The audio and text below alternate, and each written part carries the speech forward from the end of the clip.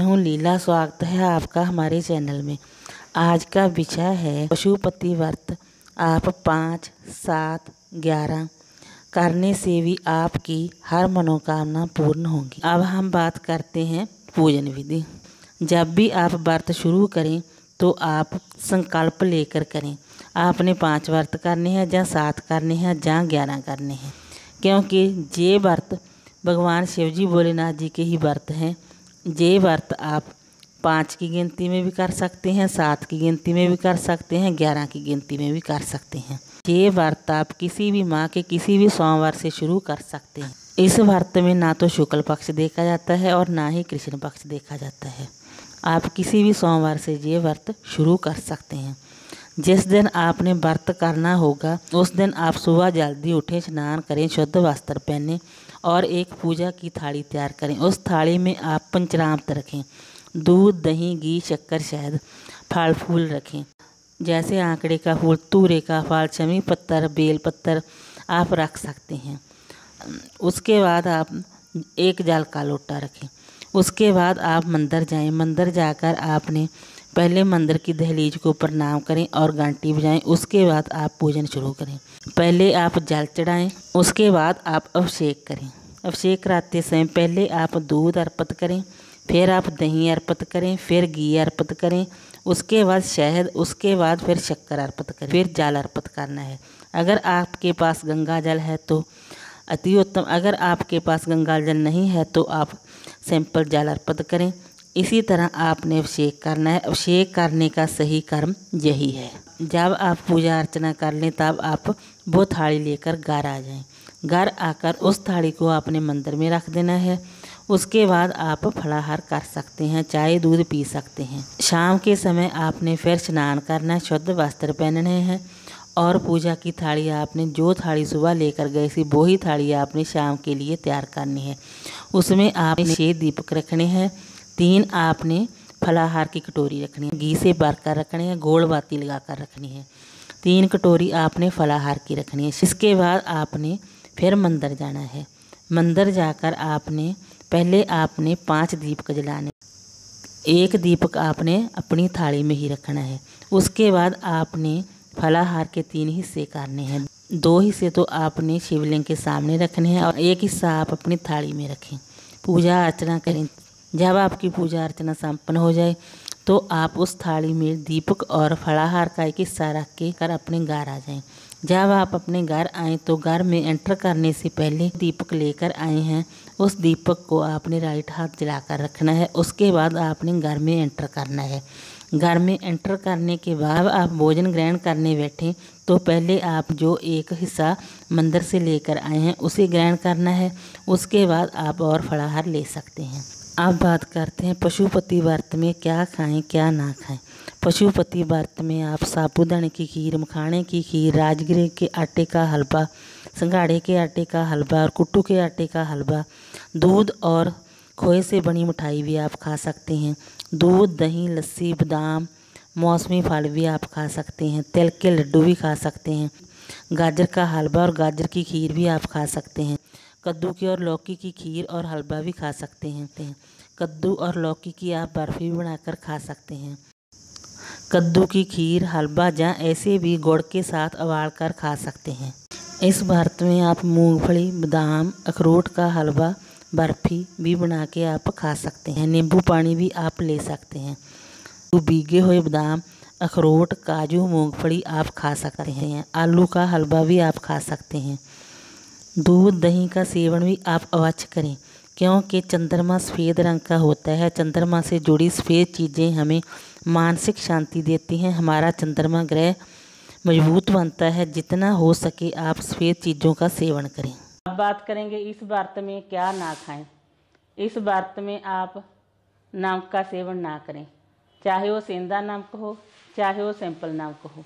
इस व्रत में आप अनाज भी ना खाएं। अब बात करते हैं व्रत के 5 नियमों के बारे में। सबसे पहला नियम है इस दिन आपने बाल नहीं धोने। बाल आप 1 दिन पहले धोएं। अगर आपने 1 दिन पहले धोने भूल गए या किसी कारणवश नहीं धो सके, आप सोमवार को बाल धोना चाहते हैं, शुद्ध होना चाहते हैं, तो आप बालों में थोड़ा सा कच्चा दूध लगाकर अपने बाल धो सकते हैं। ऐसा करने से आपको कोई दोष नहीं लगेगा। दूसरा नियम, यदि आप सुबह नहीं मंदिर जा सकते तो शाम में मंदिर में पूजन अवश्य करें। शाम की पूजा का बहुत ही ज़्यादा महत्व है। व्रत वाले दिन आपने सोना नहीं है।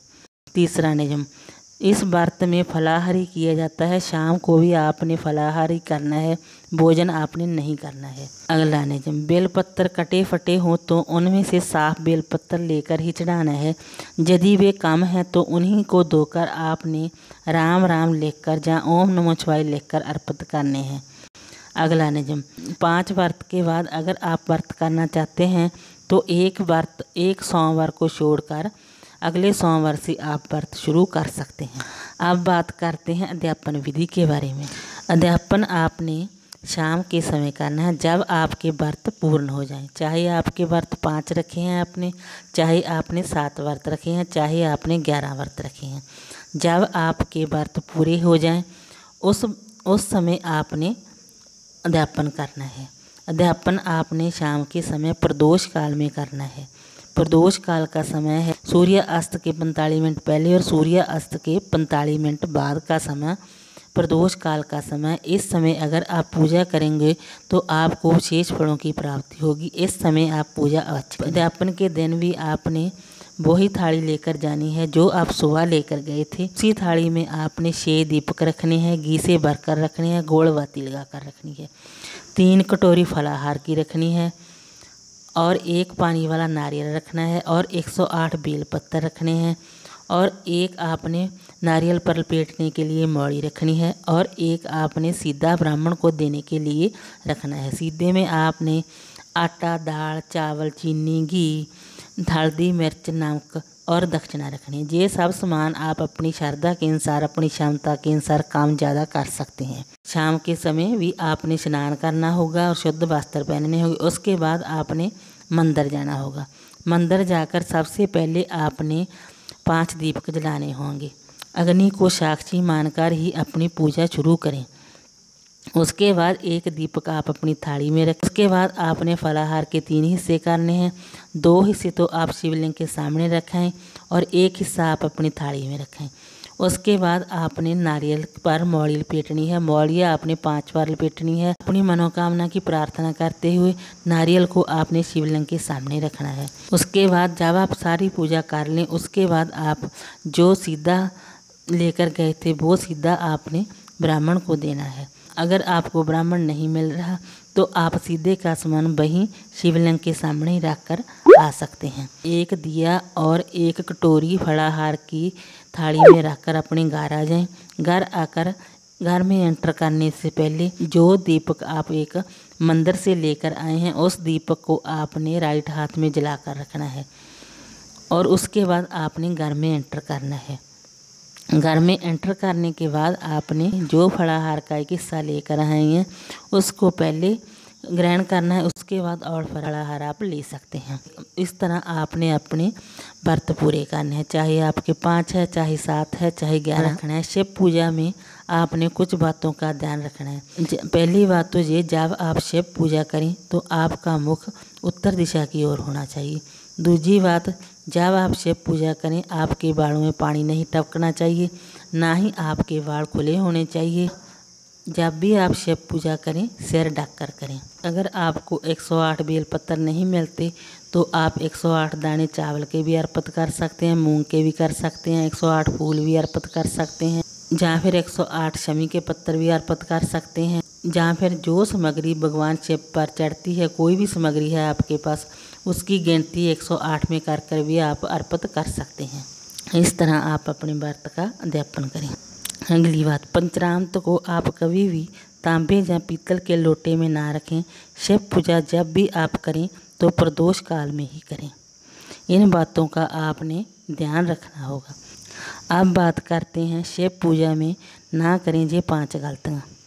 किसी की निंदा चुगली ना करें, किसी का अपमान ना करें, किसी को सताएं ना, चाहे वो पशु पंछी ही क्यों ना हो। किसी की बद्दुआ ना लें, ना जाने किस रूप में भगवान शिव आपको आशीर्वाद दे जाएं, और किसी का आप अपमान भी ना करें। अब बात करते हैं मंत्र की। इस मंत्र का जाप आप जितना आपसे हो सके आप अवश्य करें। ये मंत्र शिव पुराण का मूल मंत्र है। इस मंत्र का जाप आप अवश्य करें। ये आरती भी आप पशुपति व्रत में कर सकते हैं। अब बात करते हैं कथा की। एक समय की बात है, किसी नगर में एक साहूकार रहता था। उसके घर में धन की कोई कमी नहीं थी, लेकिन उसके कोई संतान नहीं थी। इस कारण वो बहुत दुखी रहता था। पुत्र पाने के लिए वह प्रत्येक सोमवार व्रत रखता था और पूरी श्रद्धा के साथ शिव मंदिर जाकर भगवान शिव और माता पार्वती जी की पूजा करता था।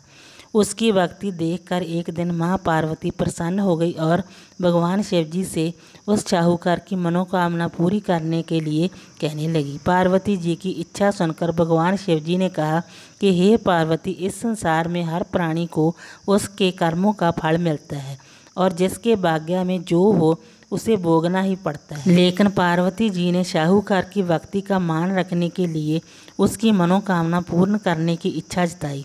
माता पार्वती के कहने पर भगवान शिव जी ने साहूकार को पुत्र प्राप्ति का वरदान तो दे दिया, लेकिन साथ ही यह भी कहा कि उसके बालक की आयु केवल 12 वर्ष की होगी। माता पार्वती और भगवान शिव की बातचीत को साहूकार सुन रहा था। उसे ना तो इस बात की खुशी थी और ना ही दुख। वह पहले की भांति भगवान शिव की पूजा करता रहा। कुछ समय के बाद साहूकार के घर एक पुत्र का जन्म हुआ। जब वह बालक 11 वर्ष का हुआ तो उसे पढ़ने के लिए काशी भेज दिया गया। साहूकार ने पुत्र के मामा को बुलाकर उसे बहुत सारा धन दिया और कहा कि तुम इस बालक को काशी विद्या प्राप्ति के लिए ले जाओ और मार्ग में यज्ञ कराना। जहाँ भी यज्ञ कराओ वहाँ ब्राह्मणों को भोजन कराते और दक्षिणा देते हुए जाना। दोनों मामा भांजे इसी तरह यज्ञ कराते हुए और ब्राह्मणों को दान दक्षिणा देते हुए काशी की ओर चल पड़े। रात में एक नगर पड़ा जहाँ नगर के राजा की कन्या का विवाह था। जिस राजकुमार से उसका विवाह होने वाला था वह एक आँख से काना था। राजकुमार के पिता ने अपने पुत्र के काना होने की बात को छिपाने के लिए एक चाल सोची। साहूकार के पुत्र को देखकर उसके मन में एक विचार आया। उसने सोचा, क्यों ना इस लड़के को दुल्हा बनाकर राजकुमारी से ब्याह करा दूं। विवाह के बाद इसको दान देकर विदा कर दूंगा और राजकुमारी को अपने नगर ले जाऊंगा। लड़के को दूल्हे के वस्त्र पहनाकर राजकुमारी से विवाह कर दिया गया। लेकिन साहूकार का पुत्र ईमानदार था। उसे यह बात न्यायसंगत नहीं लगी। उसने अवसर पाकर राजकुमारी की चुनरी के पल्ले पर लिखा कि तुम्हारा विवाह मेरे साथ हुआ है, लेकिन जिस राजकुमार के संग तुम्हें भेजा जाएगा वह एक आँख से काना है। मैं तो काशी पढ़ने जा रहा हूँ। जब चुनरी पर लिखी बातें राजकुमारी ने पढ़ी तो उसने अपने माता पिता को ये बात बताई। राजा ने अपनी पुत्री को विदा नहीं किया, जिससे बारात वापस चली गई। दूसरी ओर साहूकार का लड़का और उसका मामा काशी पहुँचे और वहाँ जाकर उन्होंने यज्ञ किया। जिस दिन लड़के की आयु 12 साल की हुई उस दिन यज्ञ रखा गया। लड़के ने अपने मामा से कहा कि मेरी तबीयत कुछ ठीक नहीं है। मामा ने कहा कि तुम अंदर जाकर सो जाओ। भगवान शिव जी के वरदान अनुसार कुछ ही देर में उस बालक के प्राण निकल गए। मृतक भांजे को देखकर उसके मामा ने विलाप शुरू किया। संयोगवश उसी समय भगवान शिव जी और माता पार्वती उधर से जा रहे थे। माता पार्वती ने भगवान से कहा, स्वामी, मुझे इसका रोना देखा नहीं जा रहा। आप इस व्यक्ति के कष्ट को अवश्य दूर करें। जब भगवान शिव जी बालक के समीप गए तो बोले कि ये तो उसी साहूकार का पुत्र है जिसे मैंने 12 वर्ष की आयु का वरदान दिया। अब इसकी आयु पूरी हो चुकी है। लेकिन भाव से विभोर होकर माता पार्वती ने कहा कि हे महादेव, आप इस बालक को और आयु देने की कृपा करें, अन्यथा इसके वियोग में इसके माता पिता भी तड़प तड़प कर मर जाएंगे। माता पार्वती के कहने पर भगवान शिव जी ने उस लड़के को जीवित होने का वरदान दिया। भगवान शिव जी की कृपा से लड़का जीवित हो गया। शिक्षा समाप्त करके लड़का मामा के साथ अपने नगर की ओर चल दिया। दोनों चलते हुए उसी नगर में पहुंचे जहां उसका विवाह हुआ था। उस नगर में भी उन्होंने यज्ञ का आयोजन किया। उस लड़के के ससुर ने उसे पहचान लिया और महल में ले जाकर उसकी खातिरदारी की और अपनी पुत्री को विदा किया। रास्ते में सुरक्षा के लिए राजा ने बहुत से सैनिकों को साथ भेजा। नगर में पहुंचते ही एक दूत को घर भेजकर अपने आगमन की सूचना भेजी। अपने लड़के अमर के जीवित वापस लौटने की सूचना से शाहूकार बहुत प्रसन्न हुआ। शाहूकार ने अपनी पत्नी के साथ संध्या को एक कमरे में बंद कर रखा था। भूखे प्यासे रहकर शाहूकार और उसकी पत्नी बेटे की प्रतीक्षा कर रहे थे। उन्होंने प्रतिज्ञा कर रखी थी कि यदि उन्होंने अपने बेटे की मृत्यु का समाचार मिला तो दोनों अपने प्राण त्याग देंगे। शाहूकार अपनी पत्नी और मित्रों के साथ नगर के द्वार पर पहुंचा। अपने बेटे के विवाह का समाचार सुनकर पुत्र वधू राजकुमारी को देखकर उसकी खुशी का ठिकाना न रहा। उसी रात भगवान शिव ने शाहूकार को सपने में आकर कहा, हे श्रेष्ठी, मैंने तेरे सोमवार के व्रत करने और व्रत कथा सुनने से प्रसन्न होकर तेरे पुत्र को लंबी आयु प्रदान की है। शाहूकार बहुत प्रसन्न हुआ। सोमवार का व्रत करने से शाहूकार के घर में खुशियाँ लौट आई। शास्त्रों में लिखा है कि जो स्त्री और पुरुष सोमवार का विधिवत व्रत करते हैं और व्रत कथा सुनते हैं उनकी सभी मनोकामनाएं पूर्ण होंगी।